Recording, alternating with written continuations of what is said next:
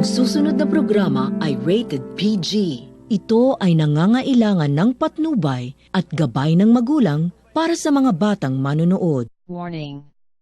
The following content may contain elements that are not suitable for some audiences. Viewer discretion is advised. The ghosts of the beautiful and terrible Matilda and Poppi Castle. The castle of Conte Guldi in Poppi, in the province of Arezzo, is located in a very ancient rock that appears on maps already in 1191.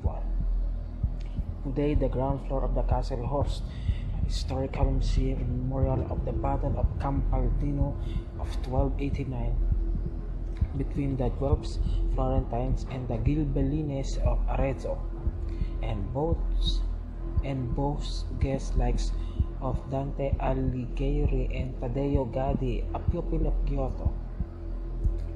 But the most interesting parts of the building are the subterraneans, a place of bloody visit studies where thousands of innocents died, and which is enclosed the legend of the beautiful, ruthless Matilda.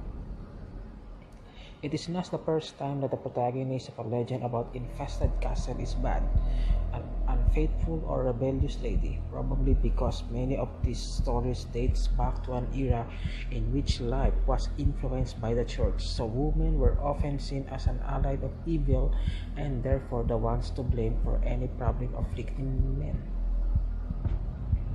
But let's go back to us to discover the legend of this beautiful but little and evil woman, whose ghost still works in her abode after having brought pain and death to nothing to an end.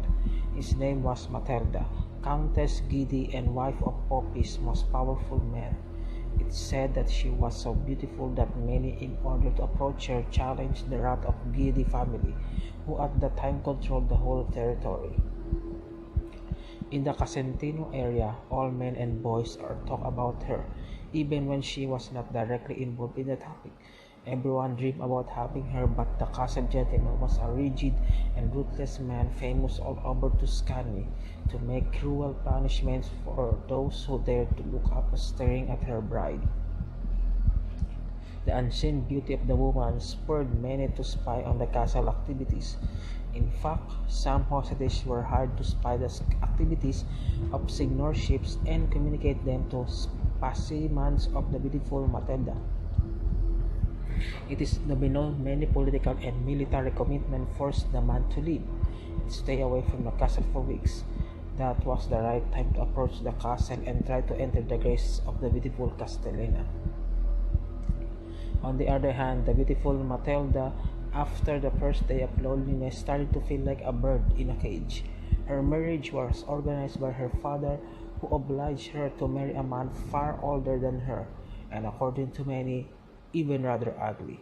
She did not love him, but those long times of solitude at the time castle were for her even a worse punishment than his company. With the passing of days, she began to get some male company with a very ingenious method. He demanded a minstrel to cheer his evenings night to inform her of the situation and the boundaries of possession, messengers who would bring letters to her husband, tailors sewing the best clothes, craftsmen and merchants who provided her the best of everything she wanted, starting thousands of unfaithful relationships.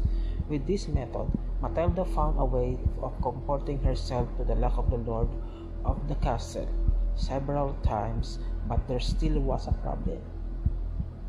Even though she liked those hot nights of love, she could not let the rumors about Mr. Poppi's lady spread across the village, because any gossip would have put an end not only for a very rich marriage, but also to her own life.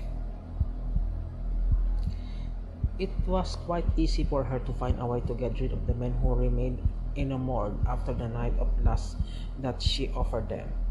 The method was always the same. At dawn, she invited the lover to get out of the castle through a passage in a basement, telling him it was a secret exit. Actually, the passage led to a dark tunnel filled with pitfalls with spikes and sharp blades. The stickers were very high, and no one could escape the terrible trap, not even the most agile lover. Every man rewarded with the body of the beautiful Matilda lost its own precipitating in a deep hole and remained impaled at the bottom. The number of disappearances in that area increased to such an extent that it was impossible not to link those tragic events to the Castellana.